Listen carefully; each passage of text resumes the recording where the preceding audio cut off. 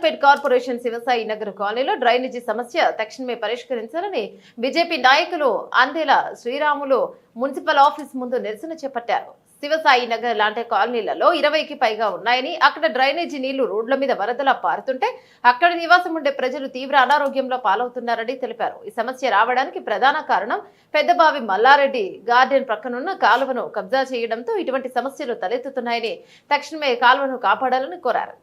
స్థాయికి ఎమ్మెల్యే సబితా ఇంద్రారెడ్డిని అడ్డం పెట్టుకుని తన అనుచరులు కబ్జాలకు పాల్పడుతున్నా పట్టించుకోవడం లేదని, చేవెళ్ల మీద ఉన్న ప్రేమ మహేశ్వరం మీద లేదని Maheshwaram BJP contested MLA Andela Sriramulu file అయ్యారు.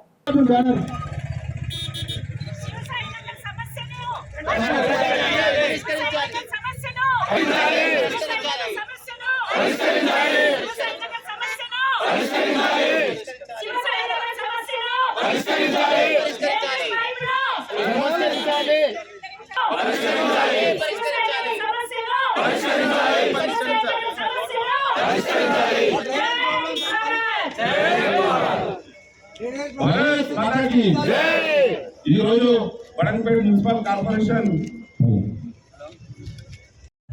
ఈ మున్సిపల్ శాఖ ఆయన దగ్గర ఆయన మంత్రి బాధ్యత మనందరి పైన ఉంది. నిజంగా ఒక శివసాయి కాలనీ పంచాయతీ కాదమ్మది. 20 కాలనీలు తీరే సమస్య ఉంది. 20 కాలనీలకు మీరు ఒక్కసారి చూస్తే ముద్ర కానీ, ఈ పక్కన రూమార్దినార్ కానీ, అదే విధంగా పోతే గాంధీనార్ కానీ, ఈ విధంగా చెప్పుకుంటూ ఒక 25 కాలనీలకు ఈ సమస్య ఉంది. ఈ సమస్య ఇంతకుముందున్న సమస్య కాదు, ఇది కావాలని పాలకులు వచ్చింది. ఆ ప్రాంతంలో ఉన్న మరి కార్పొరేటర్ నిలవాలని అడుగుతున్నాం. కార్పొరేషన్ శివసాయి నగర్ అనే కాలనీలో డ్రైనేజీ ప్రాబ్లం ఉందండి.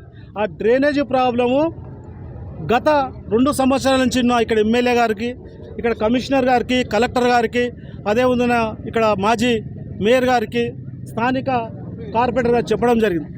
చేస్తామని ఇప్పటివరకు చేయకపోవడం కాక ఆ ప్రాంతంలో మురికి మొత్తం బయటకు వచ్చి ఇళ్ళకి నీళ్ళు వచ్చి, మీకు వీడియోలు ఇస్తాను, మీరు కూడా ఒకసారి రండి. అక్కడ నీళ్ళు వచ్చి చాలా జ్వరాలు వచ్చి, విష జ్వరాలు వచ్చి, డెంగ్యూ వచ్చి ఈ విధంగా చాలా ఇబ్బంది పడుతున్నారు.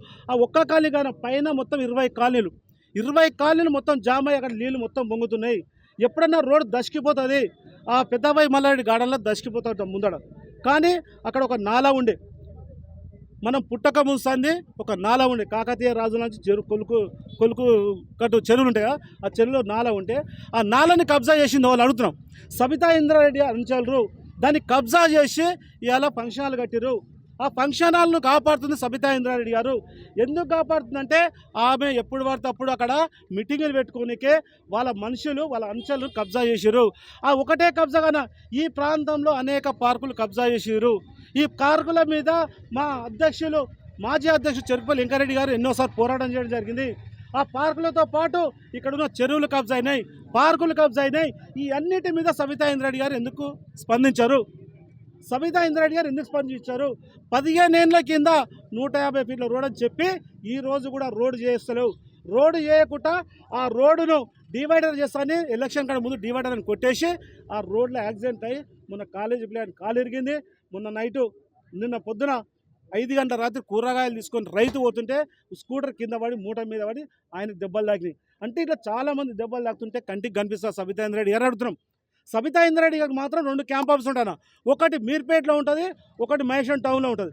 ఆమెకు మాత్రం 2 కావాలి. ఇక్కడ ఉన్న ప్రజలను మాత్రం పట్టించుకోలేడు.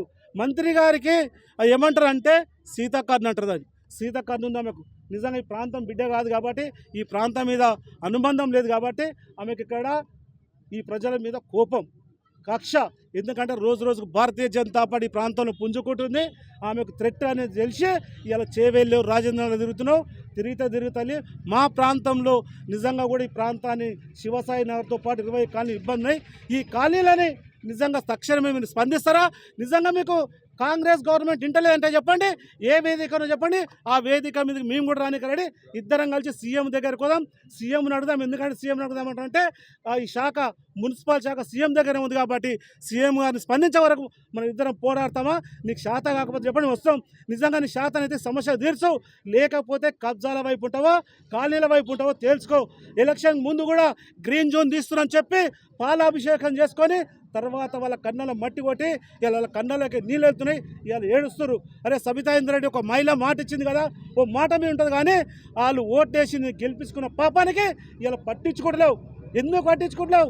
నీకు కుర్చీ కొట్లాట వస్తేనేమో కింద కూర్చున్నావు, నాకు మర్యాద ఇస్తలేరని. నిన్న మీ కేసీఆర్ ఫోటో చింతేనేమో నీ అనుచరులంతా వచ్చి ఫోటో చించారు, మా కేసీఆర్ అడుగుతున్నావు.